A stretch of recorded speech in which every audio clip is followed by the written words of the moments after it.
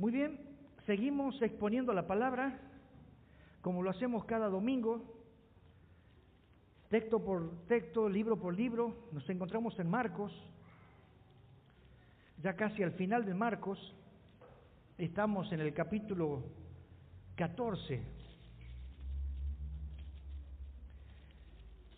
exponiendo la palabra consecutivamente, para no agarrar textos aislados, sino toda la palabra del Señor, que es útil. Hay un lenguaje que es universal,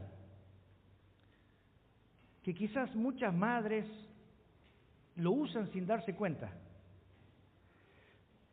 Un lenguaje que lo pueden hablar en cualquier parte del mundo y lo entienden. ¿Cuál será ese lenguaje? Un lenguaje de cuando tu mamá te mira y ya dijo algo. Y tú entendiste el mensaje que te dio con una sola mirada. Con esa mirada, gracias José.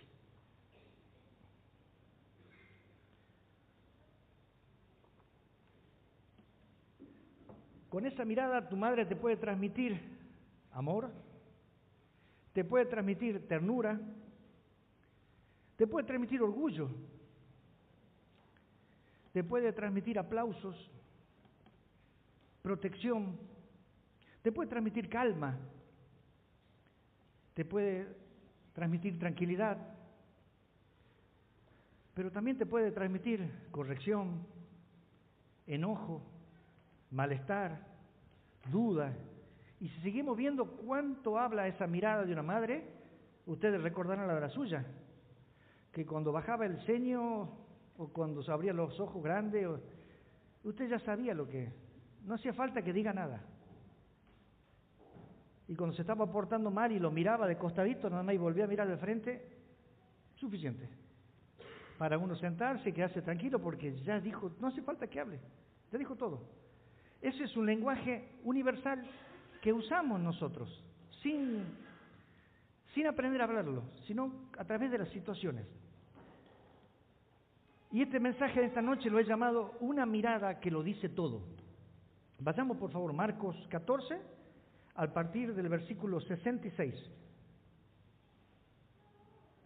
Dice, estando Pedro abajo en el patio, vio una de las criadas del sumo sacerdote. Vino una de las criadas del sumo sacerdote, y cuando vio a Pedro que se calentaba mirándole, dijo, tú también estabas con Jesús el Nazareno. Mas él negó diciendo, no le conozco, ni sé lo que dices. Y salió a la entrada y cantó el gallo.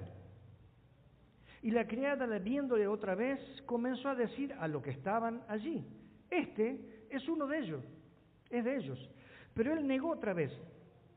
Y poco después, los que estaban allí dijeron otra vez a Pedro, verdaderamente tú eres de ellos, porque eres Galileo y tu manera de hablar es semejante a la de ellos.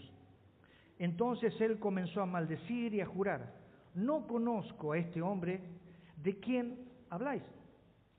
Y el gallo cantó la segunda vez. Entonces Pedro se acordó de las palabras que Jesús le había dicho, antes que el gallo cante 2 veces, me negarás 3 veces. Y pensando en esto, lloraba. Hasta acá nomás la escritura. Si nos ubicamos en el contexto, recordando domingos anteriores, el Señor Jesucristo había sido arrestado. Después de haber estado allá en el aposento alto con sus discípulos, Él se fue a un lugar retirado que se reunía siempre con sus discípulos, y allí fue a buscarlo y fue arrestado. En este momento se encontraba siendo juzgado en el patio de Anás, de Caifás.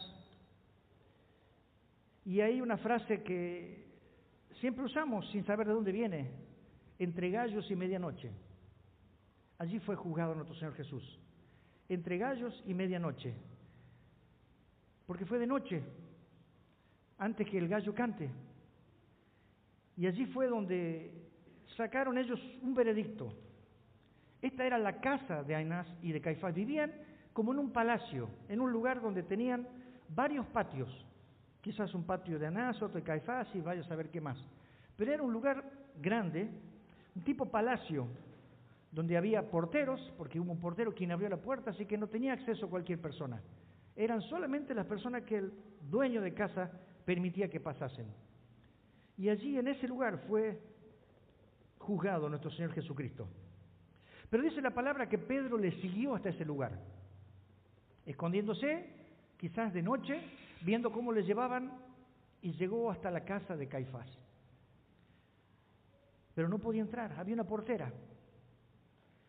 En el Evangelio paralelo, en Juan 18, dice que le seguía a Jesús, Simón Pedro, y otro discípulo, dice, había alguien más, un discípulo más, que por comentarios podemos entender que era el autor de ese libro, de esa carta, Juan. Y este discípulo, dice, era conocido del sumo sacerdote, y entró con Jesús al patio del sumo sacerdote. Mas Pedro estaba afuera, a la puerta. Salió pues el discípulo, que era conocido del sumo sacerdote, y abrió la portera e hizo entrar a Pedro. O sea que ahora Pedro se encontraba dentro del recinto, allí donde Jesús estaba siendo juzgado. Imagínense la situación, no muchas personas, pero estaban estos hombres, líderes religiosos del pueblo. Y eso me lleva a mi primer punto, de los tres, las negaciones de Pedro. Parece ser que al entrar a ese lugar no había mucha luz, era de noche, y esta portera no reconoció quién era Pedro. Pero Pedro en este momento se encontraba frente, dice la palabra, a una hoguera donde se calentaba, por lo visto hacía frío, y Pedro, tratándose de mimetizar con las demás personas, se puso al lado de la hoguera y empezó a calentarse. ¿Qué sucedió en ese momento? Una criada lo reconoció. Quizás a la luz del fuego, una criada dijo, tú también eres de ellos. Pero el versículo 68 dice, mas él negó, diciendo, no le conozco, ni sé lo que dices, y se fue de ese lugar y se fue ahí cerca, como saliendo a la entrada, dice. Así que podemos ver acá que la primera negación de Pedro, en esta primera negación Pedro fue sorprendido, no esperaba ser reconocido.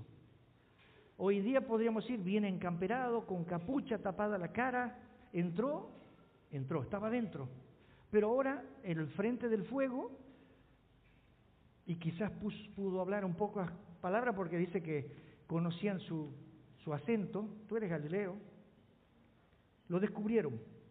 Y en esa sorpresa él responde, una respuesta rápida podemos decir, para salir de una situación difícil. ¿Cuál fue la respuesta rápida? Que inclusive nosotros podríamos dar, no le conozco, no sé quién es. Aquí podemos ver la mentira de Pedro, diciendo que no le conocía, que ni siquiera sabía de quién hablaba esa mujer. ¿Cuál fue la acusación de esta mujer? La acusación no fue muy profunda. Ella dijo, tú también estabas con el Nazareno. No le dijo, tú eres un seguidor, tú siempre te veo haciendo cosas con él. No, tú estabas con él.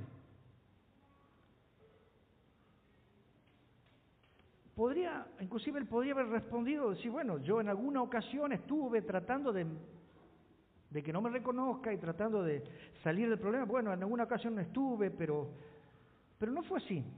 La respuesta de Pedro fue contundente. Lo negó rotundamente. No sé de quién es, no sé quién hablas. Buscó la salida rápida en la situación y se fue. Salió de ese lugar y se paró quizás en un lugar oscuro de vuelta. Dice la palabra, salió a la entrada. O sea que podemos ver a un Pedro que entró en pánico.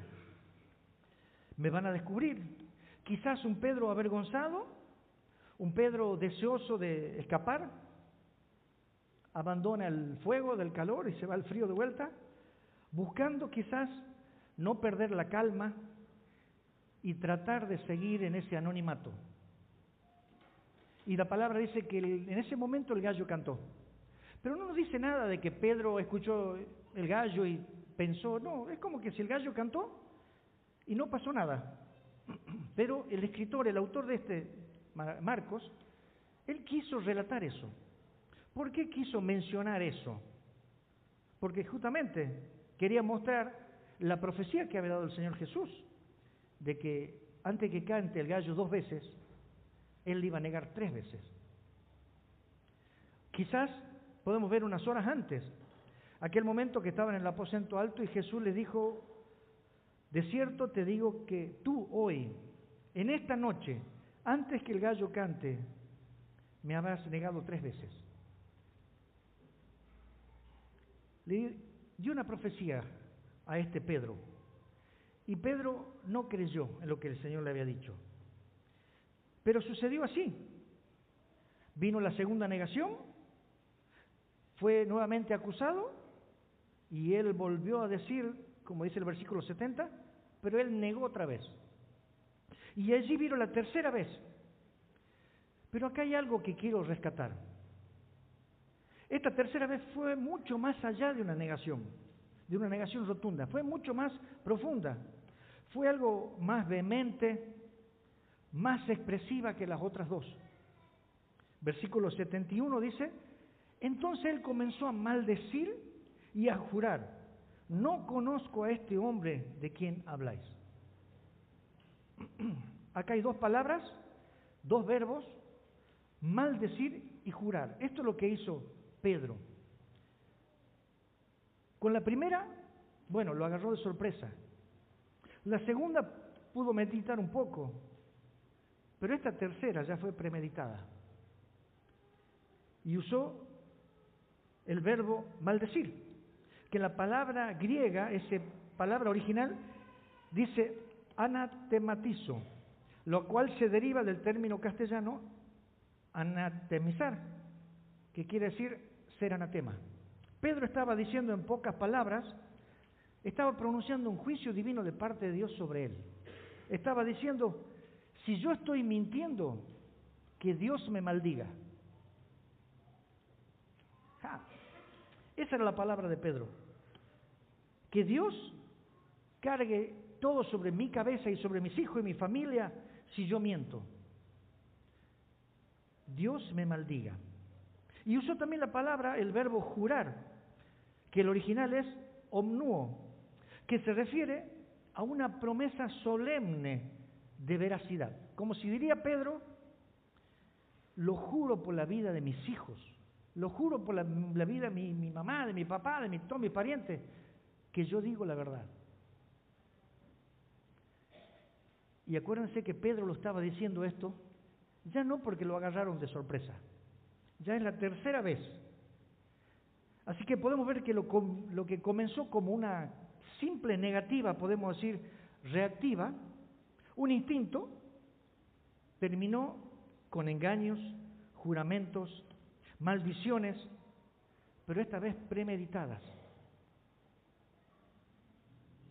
Quizás alguien podría osar y decir, bueno, pero ¿qué tiene de malo negar a una persona? ¿Qué tiene de malo que yo diga, no lo conozco? Por más que lo conozca, ¿a dónde está lo grave del pecado de Pedro, podríamos decir? Fue muy grave lo que hizo Pedro, muy grave. Negar a Cristo es el motivo por el cual la mayoría de las personas se van al infierno. No negó a cualquier persona, negó a Cristo. Pedro es el hombre que dijo, tú eres el Cristo. Es el hombre que vio esa barca que se detuvo en medio del mar y calmó la tormenta. Pedro vio tantas cosas del Señor Jesús que él decía y aseveraba con su vida, él era el Mesías. Y ahora él está diciendo, no le conozco, no sé quién es. Y no solamente decir, sino que lo juraba. Él maldecía que caiga sobre mí todo si yo miento. Ahora usted puede ver la gravedad del pecado de Pedro. No fue algo a la deriva, algo sin querer, no. hasta podríamos decir, no sé cómo se llamaría en un término de un asesinato entre parientes, un famicidio, sería un parricidio, algo que tu cercano, tu hermano, directamente lo mataste.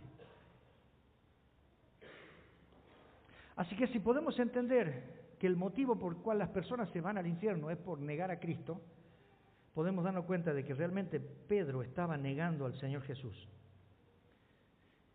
La palabra nos habla que cualquier pecado puede ser perdonado, cualquiera. No existe pecado que no sea perdonado, pero hay un único pecado que no es perdonado, un único pecado. ¿Y saben cuál es? El no creer en Él. Por lo tanto os digo, todo pecado y blasfemia será perdonado, dice a los hombres. Escuche bien, todo pecado y blasfemia les será perdonado. ¿Un asesinato puede ser perdonado? Sí.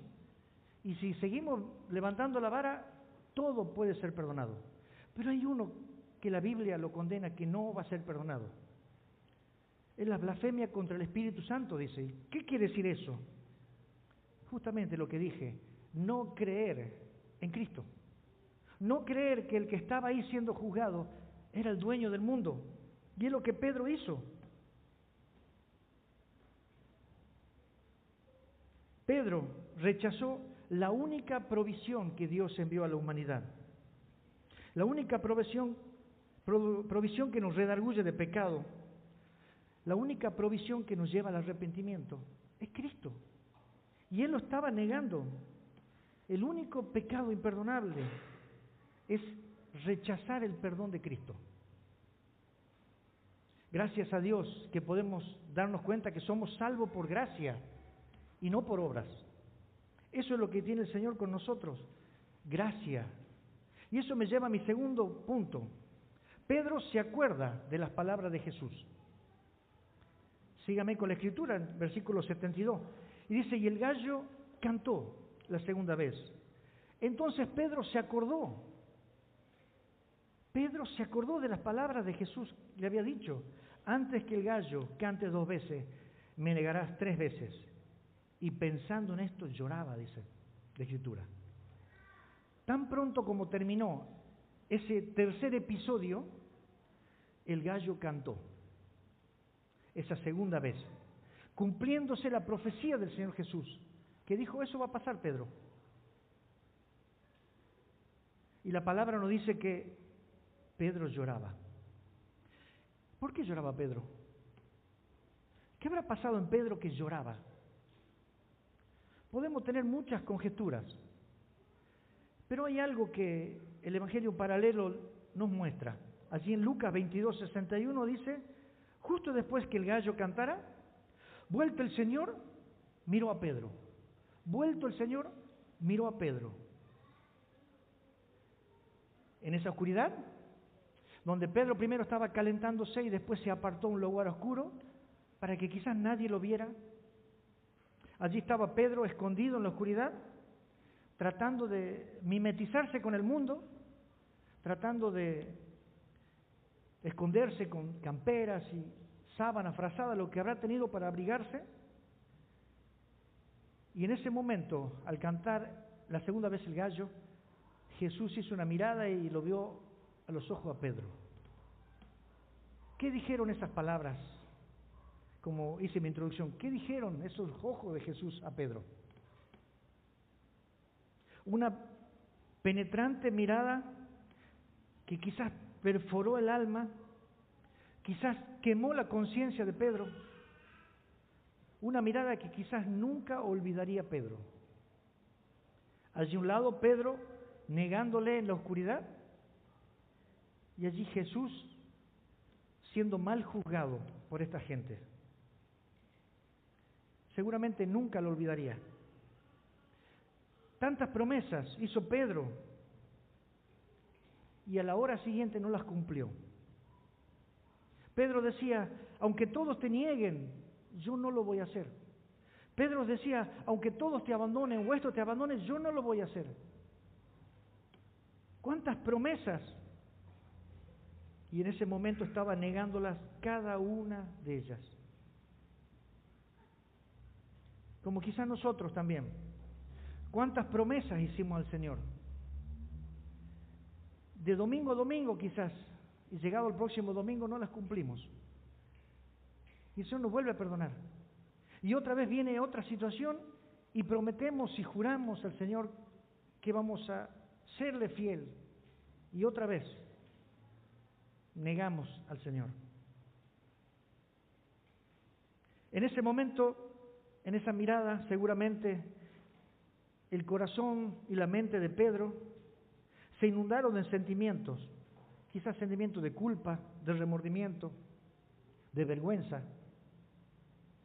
Pedro sintió el pecado sobre sus hombros. Pedro sintió lo mal que hizo. Él había mentido. Él había sido desleal, desobediente, deshonesto. Él faltó a su promesa, faltó a su compromiso. ¿Cuánto nos podemos identificar con Pedro? Este Pedro que prometía una cosa y hacía otra. Pero ¿cuál fue la diferencia con Judas? Judas sintió remordimiento, nos dice la palabra, pero él luego después fue y se suicidó. ¿Y qué hizo Pedro? Pedro también sintió remordimiento, pero luego fue y se arrepintió. Pedro sintió ese remordimiento de una persona no cobarde, porque cobarde es Judas. Cobarde es tomar esa decisión de poder asesinarse o de suicidarse, porque el suicida es un cobarde, no quiere afrontar el problema por el cual quita su vida. Eso es un cobarde, porque no piensa en los demás, piensa en él mismo, piensa en salir él mismo de la situación, de ser el único de salvarse, por decirlo así, sin pensar un segundo en el padre, en la madre, en el hermano, el tío, el familiar, lo que sea, en otra persona que no fuera él. Judas fue un cobarde. Y podemos decir, bueno, Pedro fue un cobarde en esto. Puede ser que haya sido un cobarde, pero a la hora de llegada del momento, Pedro se arrepintió. Y el arrepentimiento es de valientes. Porque él dice también, en el Evangelio paralelo, Mateo dice que él lloraba amargamente. Aunque Pedro pecó en gran manera, negó a Cristo y otras cosas más, su verdadera respuesta no quedó allí. Él se arrepintió. Y su arrepentimiento nos expresa la palabra que fue muy sincero, con mucho llanto, con mucha tristeza. Él lloró amargamente. 2 Corintios 7:10 nos dice, porque la tristeza que es según Dios produce arrepentimiento para salvación. Esa tristeza que viene de Dios, esa tristeza que nos aparta de este mundo y me hace ver a Cristo, que me hace ver mi pecado, esa tristeza viene de Dios. Tristeza que de un problema quizás que nos está pasando, si me hacen ver a Cristo, es según Dios. Y esa tristeza, dice, produce arrepentimiento. Es lo que le pasó a Pedro.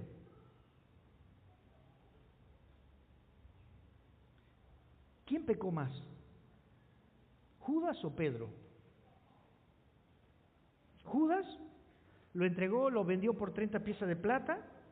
Podemos decir, Judas fue más frío. ¿Y Pedro cómo fue?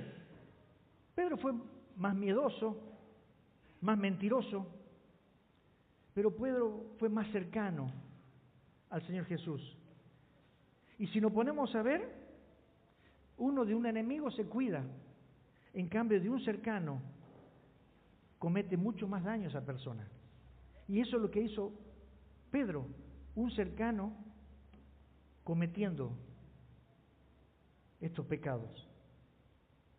Pero no miremos por cantidad de pecados, porque el Señor dijimos que Él puede perdonar multitud de pecados. El problema no pasa por la cantidad de pecados, el problema pasa por pedir perdón por ellos. Pedro hizo muchas promesas al Señor. Y si nos ponemos a ver el Antiguo Testamento en Eclesiastés 5:4, dice, cuando Dios hace promesas, no tardes en cumplirlas, porque Él no se complace en los insensatos, cumple lo que prometes. Mejor es que no prometas y no que prometas y no cumplas. Eso lo sabía Pedro.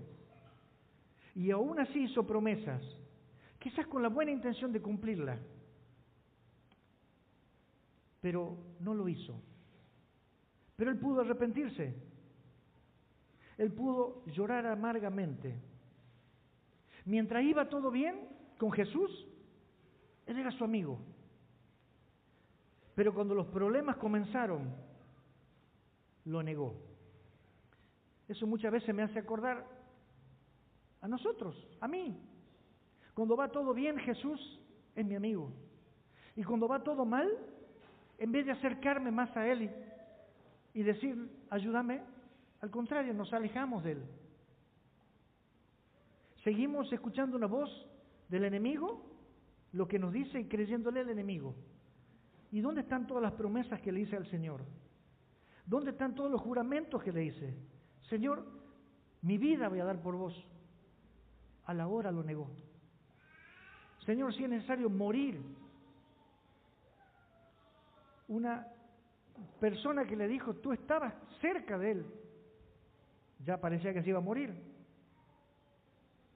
Y eso me lleva a ver, ¿cuál es el costo de seguir a Cristo? ¿Cuál es el costo? ¿Ustedes asumieron el costo de seguir a Cristo? ¿O lo van a seguir a Cristo mientras todo vaya bien? Y si llega a haber persecución, ¿qué hacemos? ¿Lo vamos a negar? ¿Cuál es el costo de seguir a Cristo? Lucas 14:27 lo dice de esta manera.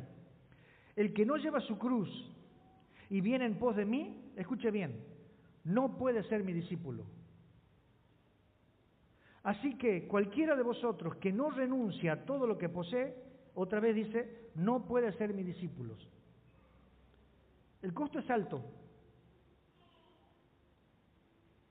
Ser un discípulo de Jesús, dice la palabra que es llevar su cruz. Dice la palabra que es renunciar a todo lo que posee. Y no estamos hablando de despojarnos del dinero, como quizás algunos sacerdotes hacen voto de pobreza. No se trata de eso. Renunciar a tus apetitos, a tus deseos y llevar la cruz. En pocas palabras, en aquella época sí sabían lo que era llevar la cruz. Quizás nosotros no entendemos un poco.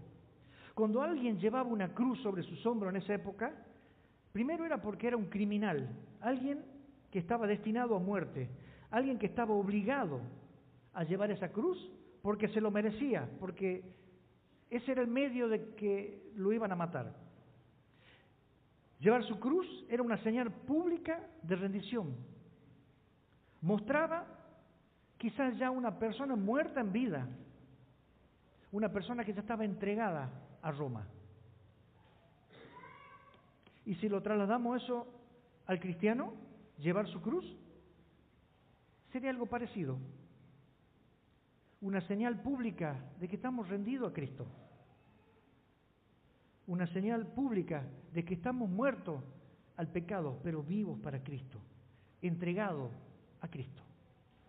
Así que seguir a Cristo significa sumisión a Él, morir a nuestra antigua vida. ¿Qué quiere decir negarse a uno mismo? Dejar sus propios deseos, sus ambiciones, su ego quizás para poner a Cristo en primer lugar. Llevar su cruz también es identificarse con ese sufrimiento de Cristo, no sufrir como Él sufrió. No me refiero sino a estar dispuesto a enfrentar persecución, quizás rechazo, todas aquellas dificultades que a menudo vienen en la vida cristiana. Seguir a Cristo es morir aquella vieja vida, renunciar a los pecados, a las cosas que el mundo te ofrece, separar lo que es de Dios y separar lo que es del mundo, como si estuviéramos muriendo en esa cruz junto con Cristo. En pocas palabras, llevar la cruz es renunciar para ser un discípulo. Quizás Pedro no entendió eso en ese momento. Pero podemos ver después en el libro de los Hechos cuántas proezas hizo Pedro. porque realmente él renunció a la antigua vida y se arrepintió de corazón para vivir para Cristo. Y eso me lleva a mi tercer y último punto. Pedro aprende una lección. ¿Cuál fue el fallo de Pedro? ¿Dónde falló Pedro? ¿Cuál fue su fracaso? Pedro aprendió que el orgullo y el exceso de confianza lo volvieron débil espiritualmente. ¿Se acuerdan que él decía, yo no te voy a negar? Él estaba tan creído y convencido de que nadie lo iba a derribar. Yo sé en quién he creído. Y salió tan confiado Pedro que se olvidó de muchas palabras. 1 Corintios 10:12 dice, así que el que piensa estar firme, mire que no caiga. Así que por lo tanto podemos decir que estar firme es el comienzo o quizás el motivo de la caída. Creerse, estar firme. Allí es donde empezó la decadencia de Pedro. Pedro se creyó estar firme, por lo cual cayó. Efesios 6:12 dice, porque no tenemos lucha contra sangre y carne, sino contra principados, contra potestades, contra gobernadores de las tinieblas de este siglo, contra huestes espirituales de maldad en las regiones celestes. Si podemos entender este texto, que nuestra lucha no es contra nosotros, no es contra carne y sangre, hay una lucha espiritual que tenemos que ganar. Y lo que hizo Pedro es subestimar al enemigo que tenemos, o que él tenía también. Y el texto que voy a leer ahora lo dijo Pedro, en 1 de Pedro 5:8. Pedro dijo, sed sobrios y velad, porque vuestro adversario el diablo, como león rugiente, anda alrededor buscando a quien devorar. En otra versión dice, estén alerta, cuídense de ese gran enemigo el diablo, porque anda al acecho como un león rugiente buscando a quien devorar. ¿Quién lo dice? Pedro, el que no estuvo alerta en ese momento. Está diciendo ahora, estén alerta, sean sobrios. Cuando el Señor viajó del huerto y le dijo, ¿todavía duermen? Pedro no estaba siendo alerta, estaba durmiendo. Oren, ¿no han podido velar conmigo una hora? Estaban dormidos. Y en este momento Pedro, dormido, pero él se creía fuerte. Y es lo que le pasó. Y la palabra, en cambio, nos dice que Él concede la victoria a los humildes, a los dependientes de Él, a los que están vigilantes frente a las tentaciones. El Salmo 149:4 dice, porque el Señor se deleita en su pueblo y Él corona al humilde con victoria. ¡Qué belleza! Este Pedro, después de estar alerta, habla de toda la armadura que debe ponerse el cristiano. Pero sigue diciendo el versículo 18, orando en todo tiempo con toda oración y súplica en el Espíritu y velando en ello con toda perseverancia y súplica por todos los santos. Es el mismo Pedro que ahora dice, velen con toda oración y súplica, perseveren, porque él entendió la lección, orar y velar. Quizás hemos imitado a Pedro en negar a Cristo. ¿Cuántas promesas sin cumplir? Pero también entonces podemos imitarlo a Pedro en ese llorar amargamente por nuestro pecado. Quizás un corazón no arrepentido, quizás un corazón lejos de la presencia del Señor. Pero ¿qué pasaría si en esta noche las miradas del Señor están sobre ti? Y tú puedes ver su rostro, tú puedes ver sus ojos. ¿Qué dicen esos ojos? El Señor cumplió la profecía. ¿Mostrarías tú también ese corazón arrepentido de Pedro? ¿Mostrarías tú también ese corazón que entiende el dolor que causó tu pecado allí en la cruz de Cristo?